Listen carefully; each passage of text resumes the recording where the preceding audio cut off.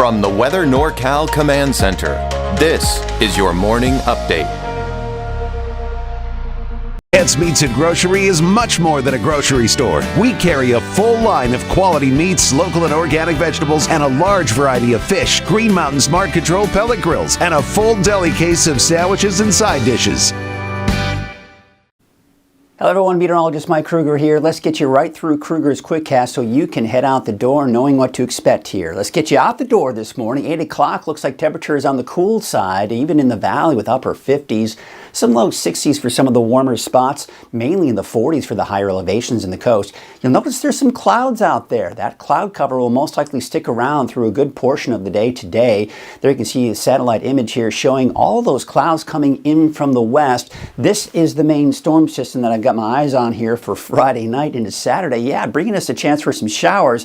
Stick around in the detailed forecast for more on that. But look at the smoke. Of course, as you know, the shoe fire that started yesterday, most of the smoke is going to be pushing northward. So I'm expecting northern Shasta County into Siskiyou County, even northwestern Modoc County. We'll see some of that smoke push to the northeast throughout the day today. As we go into tonight, still a lot of that smoke lingering, although it will eventually suppress and push a little bit more to the south here as we go into the early morning hours on Friday. So here's what it looks like today. So we'll call it partly cloudy, partly to mostly cloudy, really depending on where you are. But look at that in the valley. We are breaking away from the 90s for your daytime highs. How about that?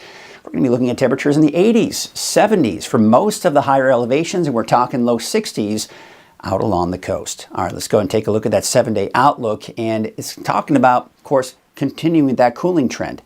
I mean, if you look at Saturday for the valley, upper 70s for those daytime highs. Now, I put the wording for a chance for showers. Here's the thing. I think the main event will be Friday night. Most of us will be asleep and in bed when any of the showers that do come through will push through, and even then it won't be all that heavy. Now we'll warm things up and dry things out entirely by Sunday, Monday, Tuesday. Yeah, and then by the middle to latter part of next week, looks like maybe another chance for some showers entering the picture.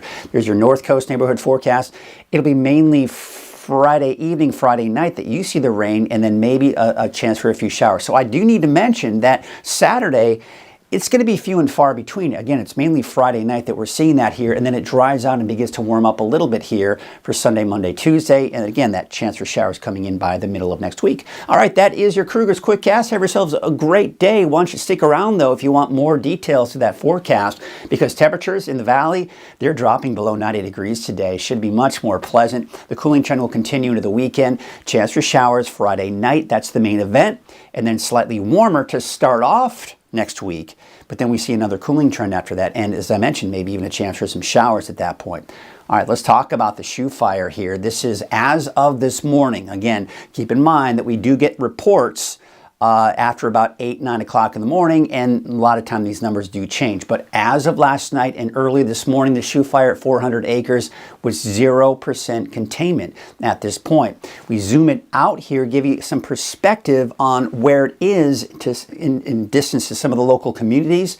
Still a large distance. The closest does look to be around Montgomery Creek at about 10.8 miles, O'Brien 13.7, Lakehead 14.6, and Dunsmuir quite a far distance there at a little over 20 miles. Again, this is just a general idea, so you have an idea of where you are in relation to this fire here. And again, keep in mind the fire is in a very rural area, but there are evacuation orders kind of surrounding that fire. All right, there you can see we do have that smoke, again, mainly to the north and east today. But as we go into tonight and into tomorrow morning, you see how it kind of suppresses a little bit, and most of the smoke is in the vicinity of the fire, although still some lingering haze and smoke, especially in eastern Siskiyou County. We'll probably see another repeat of that again for Friday with that wind pattern. Again, keep in mind that the smoke, of course, depends on where, of course, number one, what the winds are doing, but number two, what the overall pattern is with the fire. If the fire decides to die down a bit, then we don't see as much smoke, but that's going to be the overall trend here as we see those southerly winds kind of push that smoke up to the north. Now, the forecast winds, Yeah, I mean, they're breezy, but again, nothing unusual. So we don't have any major wind events heading our way. However, we do have, in advance of the storm system on Friday, those winds picking up for parts of the valley. But looking at the overall relative humidity, yes, it's dry, but we certainly have been drier. Typically, we're in the single digits for the valley, but at least we're starting to get in those mid to even upper teens for parts of the valley, and that's also the case in the eastern mountains. So what that means is, with cooler temperatures, the humidity dropping a bit, our fire weather risk is in that low to moderate range for the valley, even for parts of central Siskiyou County and eastern mountains as well. But at least we're steering clear of that high to even very high or even extreme fire weather risk. We're more in that low to moderate, but we still need to be careful. I mean, I think yesterday with the shoot fire starting, that is a quick reminder that yes, things are cooling off. We have chances for rain in the forecast. We're in October, but we're still in that fire season.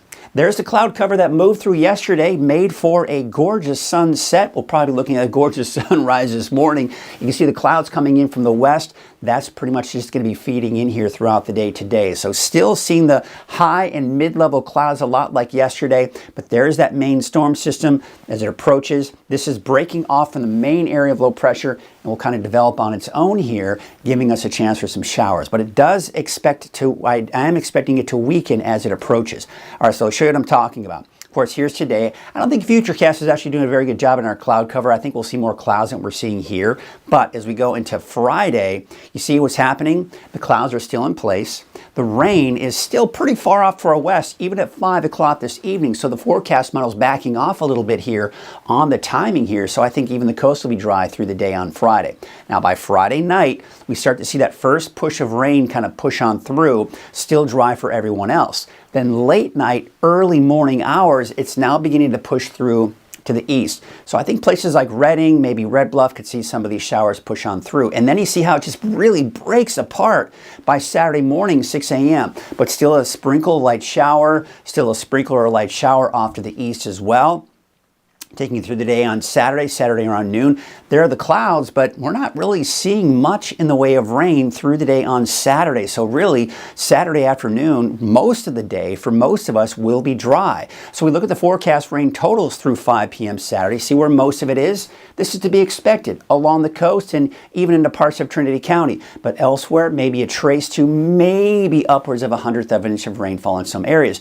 And we may see a little bit more than that in Redding. It depends on how much rain we do get in those early morning hours on Saturday. Let's take a look at the long range now. We go into Sunday, Monday, Tuesday. It's dry, but we've got the next area of low pressure right here. We've got rain associated with that here through Tuesday. And then as we go into Wednesday, Thursday, there's next Wednesday. Yeah, not very significant. Thursday, though, maybe a better chance for some rain kind of coming on in here.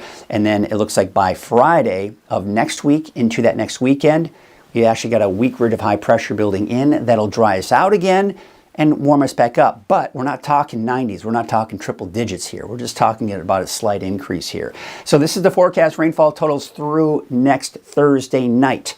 And you can see a little bit more in the valley, of course, more for the coast. These are not to be taken as exact numbers, but I do expect most of the rain over the next 7 to 10 days will be that Thursday storm system. That one will probably be the strongest. At least that's what it's looking like for now.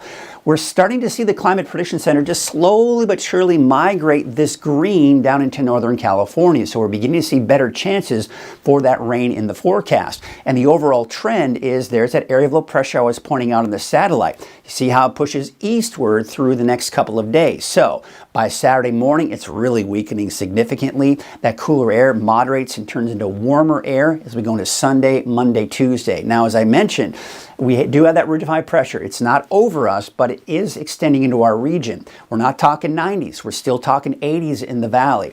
This is the next storm system that'll impact us by the middle to latter part of next week. As it pushes eastward, our temperatures drop, and we also see that chance for showers.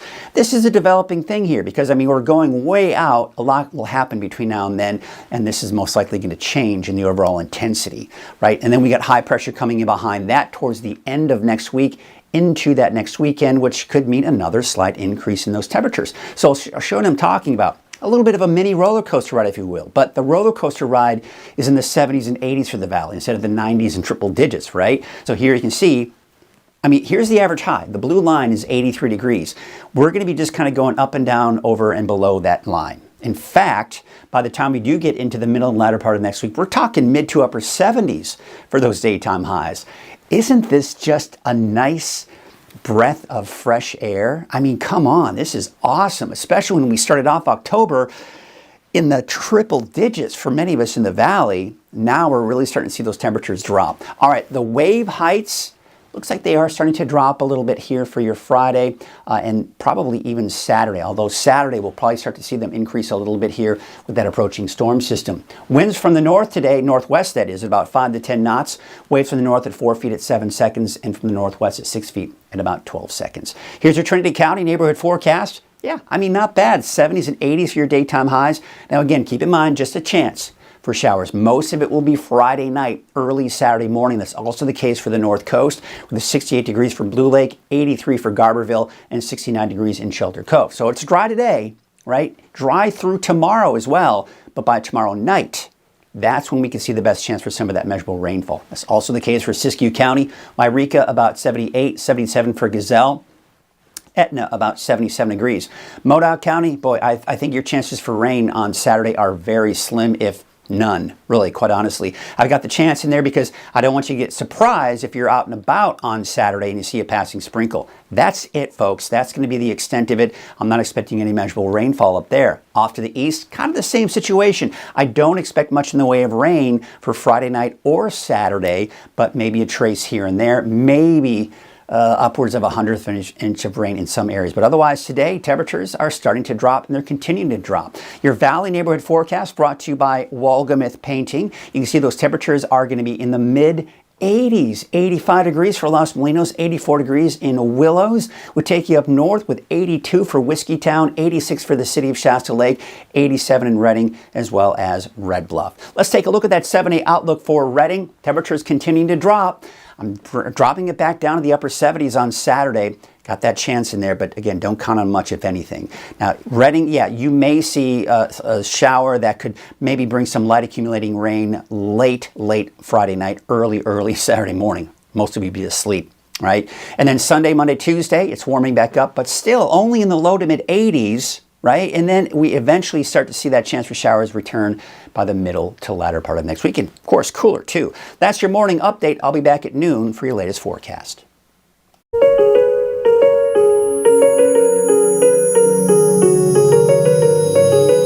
Barr & Mudford is a top established firm here in the North State. Founded over a half-century ago, Barr & Mudford is protecting the rights of our neighbors and community. We take our commitment to our clients very seriously and provide a level of excellence unrivaled in the North State. Barr & Mudford, standing up for the rights of our neighbors and our beautiful community, serving Northern California with excellence.